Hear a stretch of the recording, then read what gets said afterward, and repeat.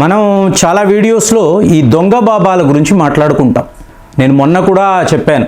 ఇప్పుడు మీరు హరిద్వార్, రిషికేష్ ఇలాంటి ప్రాంతాలకు వెళ్ళారనుకోండి, మీకు అసలు సిసలైన స్వామీజీలు ఎవరు, బిచ్చగాళ్ళు ఎవరు ఈ తేడా తెలియదు. ఎందుకంటే వీళ్ళందరూ కూడా కాషాయం వేసుకొని ఉంటారు.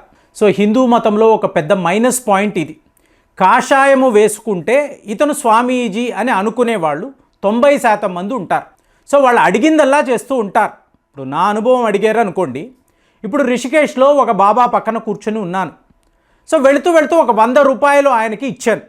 ఇచ్చినప్పుడు ఆయన ముట్టుకోలేదు, నవ్వుతూ ఇలా అనేశారు. అంటే ఏంటి, ఆయన జీవితంలో డబ్బు అనేది ఆయన ముట్టుకోడు. అలాంటి ఒక బాబా. అదే ఇంకొకరిని చూశారనుకోండి, 2 రోజుల నుంచి ఏమీ తినలేదు, దయచేసి ఒక 100 రూపాయలు ఉంటే ఇవ్వు బాబా, దయచేసి ఇవ్వు అంటే ఏంటి, ఇతను బిచ్చగాడు. ఇద్దరు కాషాయంలోనే ఉంటారు, తేడా తెలియదు. ఇది ఏకంగా మీకు కేదార్నాథ్, బద్రీనాథ్లో కూడా ఇలాంటి వాళ్లను మీరు చూడవచ్చు. అలాంటప్పుడు ఒక నగరంలో, అది ఒక మహిళ అనుకోండి, పరిస్థితి ఏంటి? ఇప్పుడు హైదరాబాదులో ఒక ప్రముఖ ఆశ్రమం ఉండేది. అక్కడ మీకు తీర్థం ఇస్తారు. ఆ తీర్థము ఏమిటి అంటే, ఈ మహిళ ఈవిడ స్నానము చేసిన తరువాత ఆ నీరు, సో అప్పుడు ఒక భక్తుడు అన్నాడు, ఇది తీర్థము కాదండి, మూత్రము అని చెప్పాడు. అంటే ఈవిడ స్నానము చేస్తే ఆ నీటిని వీళ్ళు భక్తులకు తీర్థంగా ఇస్తారు.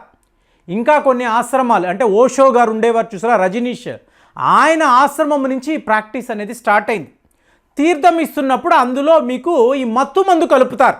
సో ఒకసారి మీరు ఆ తీర్థము తీసుకున్న తరువాత 2-3 రోజులు మీరు అడిక్ట్ అయిపోతారు. 4వ రోజు ఆశ్రమానికి వెళ్ళకపోతే మీకు ఏదోలా ఉంటుంది, మైండ్ అంతా ఒకలాగా తిరుగుతూ ఉంటుంది. సో మీకు ఇమీడియట్గా అక్కడికి వెళ్ళిపోవాలని అనుకుంటారు.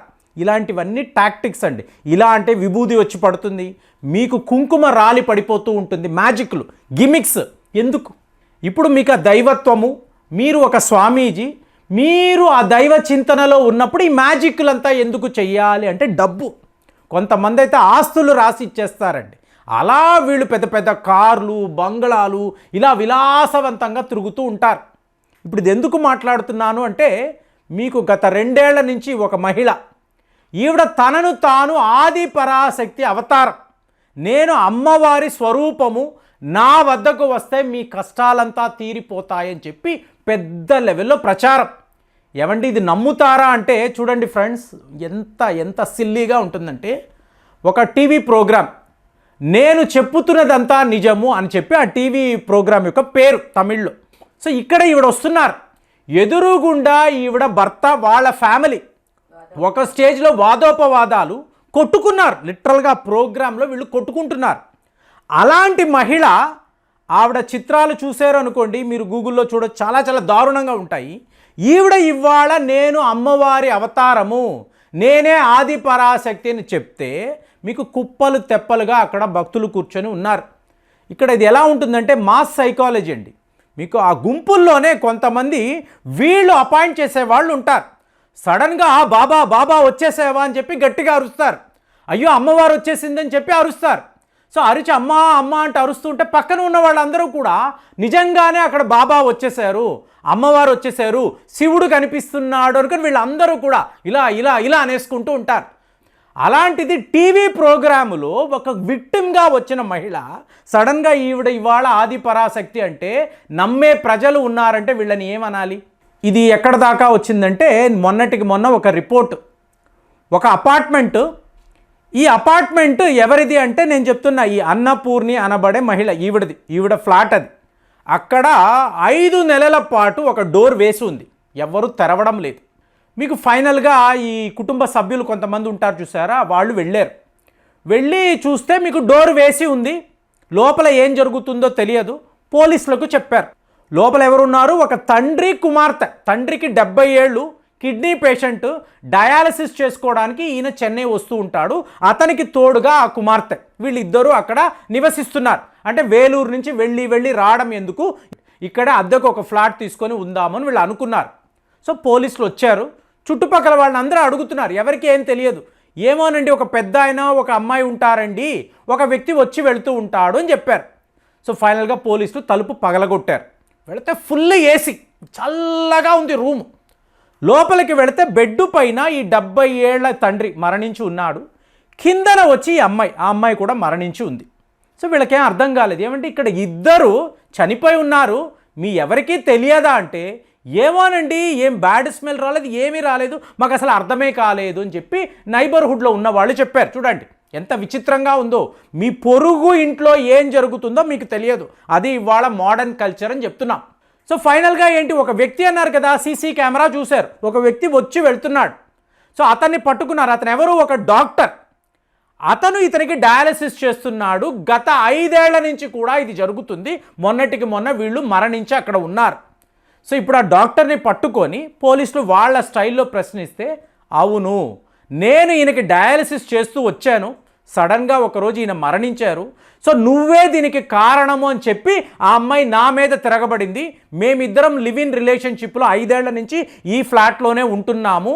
సో ఏదో గొడవల్లో నేను ఆమెని తొయ్యడము, ఆమె గోడకి తగిలి అక్కడికక్కడ మరణించడము, ఇదే జరిగిందని చెప్పి ఇతను ఒప్పుకోవడంతో ఇతన్ని పోలీస్ స్టేషన్లో పెట్టారు. ఇప్పుడు ఈ ఆది పరాశక్తి అని చెప్పుకునే అన్నపూర్ణికి మీకు దీనికి ఏంటి సంబంధం అంటే, ఈ ఫ్లాట్ ఈవిడిదే. మరి ఈవిడిది ఎలా అయ్యింది అంటే, ఇదే ఫ్లాట్లోనే అన్నపూర్ణి యొక్క 2వ భర్త, ఈయన కూడా హార్ట్ అటాక్లో మరణించారు అన్నారు. కానీ ఇది ఒక పచ్చి హత్య అని చెప్పి ఇవాళ కూడా మీడియా మాట్లాడుతుంది. అంటే ఈవిడ ఫ్యామిలీ కటిక పేదరికంలో ఉంది, తండ్రి డైలీ లేబర్, ఎదురింటిలో ఒక వ్యక్తి శంకర్ అనబడే వ్యక్తి, అతనికి పెళ్ళయింది, భార్య మెంటలీ రిటార్డెడ్, కాబట్టి డైవర్స్ తీసుకొని అన్నపూర్ణిని వివాహం ఆడాడు. వీళ్ళు చెన్నైకి షిఫ్ట్ అయ్యారు. ఈవిడ క్యారెక్టర్ ఎలాంటిది అంటే, ఒక సిలిండర్ బాయ్ లేదా కాయగూరలు వేసేవాడు, పాల అబ్బాయి, వీళ్ళందరితో కూడా చాలా చనువుగా మాట్లాడే ఒక వ్యక్తి. సో చుట్టుపక్కల ఉన్న వాళ్ళు, ఇది బాలేదు, నీ పెళ్ళం ఏంట్రా ఇలా ఎవరు పడితే వాళ్ళతో గంటలు గంటలు మాట్లాడుతుంది అంటే, అక్కడ నుంచి ఇతను షిఫ్ట్ అయి వెళ్ళిపోయాడు. ఇంకొక ఇంటికి వెళ్ళిన తరువాత ఎదురింటిలో అరసు అనబడే ఒక వ్యక్తి, అతను అప్పుడప్పుడే ఇల్లు కట్టుకుంటున్నాడు, ఫ్యామిలీతో ఉన్నాడు. ఈ శంకర్ మీకు వేరే వేరే ఊళ్ళకు వెళుతున్నప్పుడు, అంటే వ్యాపార రీత్యా ఊళ్ళకు వెళుతున్నప్పుడు, ఈ అరసుకిను ఈ అన్నపూర్ణికి ఎక్కడో తెలియని ఒక రిలేషన్షిప్. సో వీళ్ళు ఎప్పుడు కలిసి గంటలు గంటలు మాట్లాడుకోవడము, ఫైనల్గా నా భర్త నన్ను మోసము చేసాడని చెప్పి ఆ భార్య చెప్పడము. ఈ ఇష్యూ ఎంతలా అయిపోయింది అంటే, శంకర్కి డైవర్స్ ఇచ్చేసి ఈ అరసు అనేబడే ఈ వ్యక్తితో ఈవిడ విడికాపురం పెట్టింది. సో అప్పుడే TV show. So Shankar family వాళ్ళు, ఈవిడ ఫ్యామిలీ వాళ్ళు, పెద్ద లెవెల్లో గొడవలు. మీకు తమిళనాడులో ప్రతి వాళ్ళకి ఈ స్టోరీ తెలుసు. ఈ అన్నపూర్ణి ఎవరు, ఈవిడ ఎందుకు తన మొదటి భర్తను విడిచిపెట్టింది, 2వ భర్తతో ఎందుకు, ఇవన్నీ కూడా అందరికీ తెలుసు. సడన్గా ఈ అరసు అనబడే వ్యక్తి మిస్టీరియస్ కండిషన్లో మరణిస్తాడు.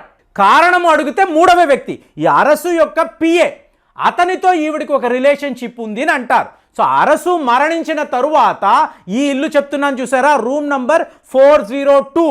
సో ఇక్కడే ఈ 70 ఏళ్ల ఆ తండ్రి కుమార్తె మరణించారు. అదే ఇంటిలోనే అరసు అనబడే వ్యక్తి కూడా, అంటే ఈవిడ 2వ భర్త కూడా హార్ట్ అటాక్లో మరణించడము. సో ఇదంతా చూసినప్పుడు ప్రతి వాళ్ళు అన్నపూర్ణి వైపే చూస్తున్నారు. సో ఈవిడకి సంబంధించిన ఈ ఫ్లాట్లో ఇలాంటి హత్యలు ఏమిటి, ఇదంతా కూడా ప్రీ ప్లాన్డా?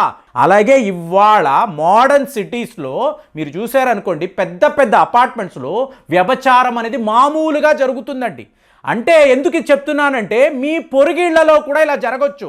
రేపు పోలీసులు పొరపాటుగా వాళ్ళ డోర్ అనుకొని మీ డోర్ని తట్టినప్పుడు మీకు ఎలా ఉంటుంది? పోలీసులు మీ ఇంటి ముందు నిలబడితే ఎలా ఉంటుంది? కాబట్టి మీ చుట్టూరుతో ఎవరు ఉంటున్నారు, వీళ్ళు ఏం చేస్తున్నారు, వీళ్ళ యొక్క క్యారెక్టర్ ఏంటి, వీళ్ళ బిహేవియర్ ఏంటి, వీళ్ళు ఎప్పుడు వస్తున్నారు ఎప్పుడు వెళ్తున్నారు గమనించాలండి. అలాంటిది మరి ఇంత పెద్ద ఇన్సిడెంట్ జరిగింది కదా. అన్నపూర్ణి గురించి చెన్నైలో ఉన్నవాళ్ళు మీ అందరికీ కూడా తెలుసుంటుంది, ఎప్పటి నుంచో వీడియో చేయమని చాలామంది అడుగుతున్నారు. ఇలాంటి వాళ్ళు మీకు కనిపించినప్పుడు, ఇలాంటి వాళ్ళ ఆశ్రమాలు పెట్టి ఇట్లాగా మేమే అమ్మవారుగా మీకు అవతార రూపంలో కనిపిస్తున్నాం అంటున్నప్పుడు మీరు నమ్మాలా నమ్మకూడదా, ఎలాంటి జాగ్రత్తలు తీసుకోవాలి ఒక్కసారి కామెంట్స్లో రాయండి. మళ్ళీ వచ్చే వీడియోలో కలుద్దాం. జై హింద్.